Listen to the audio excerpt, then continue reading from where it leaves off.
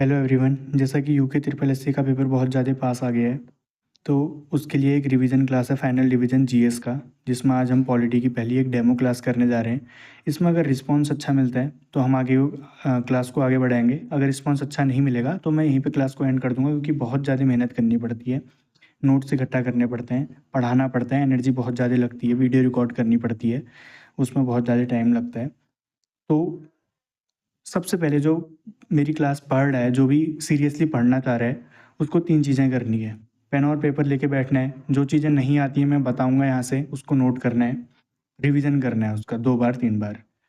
जो चीज़ें आती हैं, जो मैं पूछ रहा हूँ, उसका फिर भी कमेंट करना है उस चीज़ को, ठीक है? जो आपको आती हैं, उस चीज़ को कमेंट करना है, जो आपको लगता है कि मुझे आनी चाहिए, उसको बुक में देखना है, उसके बाद कमेंट करना है। उसके बाद रिस्पॉन्स अच्छा करना है, वीडियो को लाइक करना है, लोगों के साथ शेयर करना है। ज़्यादा व्यू आएँगे तब मैं आगे मोटिवेशन मिल पाएगा कि आगे वीडियो क्लास शुरू करनी है। नहीं रिस्पॉन्स अच्छा मिलेगा तो इतनी मेहनत करने का मेरा कोई फ़ायदा नहीं है। आज हम पॉलिटी की पहली क्लास करने जा रहे हैं, यूनिट 1, यानी कि ऐतिहासिक पृष्ठभूमि देखेंगे कि भारत का जब संविधान बना उससे पहले राजनीति की क्या दशा थी, ठीक है?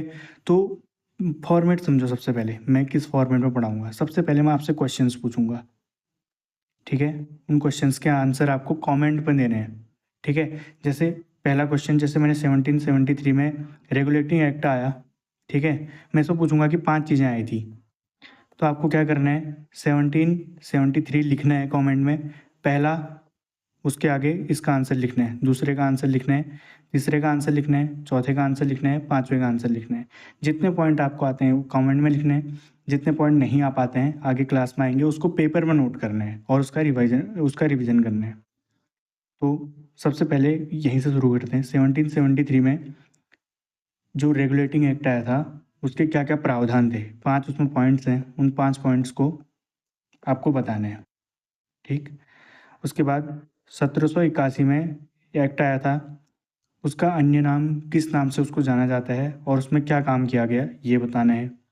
उसके बाद 1774 में आया था, जिसमें 3 मुख्य काम किए गए, क्या किए गए लिखना है। 1774 लिखोगे, उसके आगे लिखोगे कि हाँ ये किया गया, ये किया गया, ये किया गया।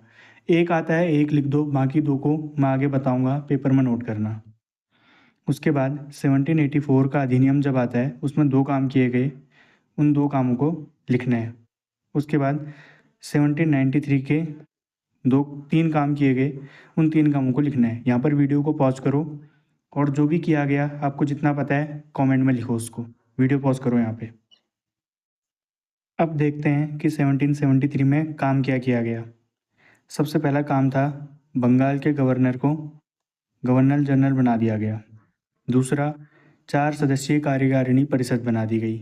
तीसरा, बम्बई और मद्रास की जो प्रेसिडेंसी थी, उसके जो गवर्नर थे, उनको बंगाल के गवर्नर जनरल के अंदर रख दिया गया।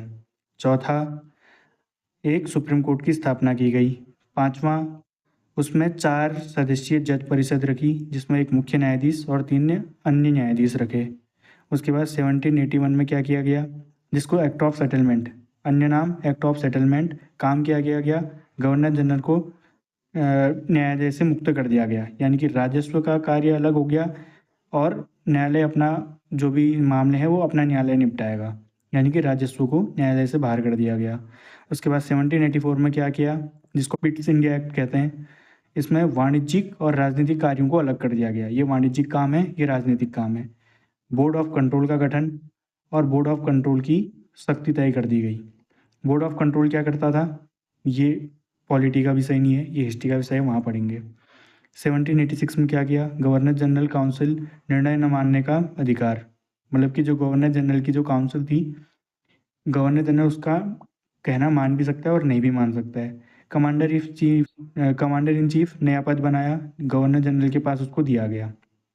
उसके बाद आता है 1793, जिसमें गवर्नर जनरल के अधिकार गवर्नर को भी दे दिए गए। कौन सा, काउंसिल का कहना नहीं मानने वाले 4 सदस्यीय, 5 सदस्यीय काउंसिल जो भी थी, 4 सदस्यीय थी, उन 4 सदस्यीय काउंसिल का कहना नहीं भी मानेगा गवर्नर जनरल तो चल जाएगा। वही शक्ति 1793 में गवर्नर को दे दी गई। गवर्नर जनरल को अधिशक्तियाँ दे दी गई और 20 वर्ष तक व्यापारिक अनुमति दे दी गई कंपनी को। ये 1793 में थी। बस इस क्लास में इतना ही है। बस बाकी जो होगा वो नेक्स्ट क्लास में आपको पढ़ाऊँगा। अगर आपको डेमो क्लास सही लगती है तो कमेंट करके बताना मुझे कि हाँ सही है, इसको आगे कंटिन्यू करेंगे।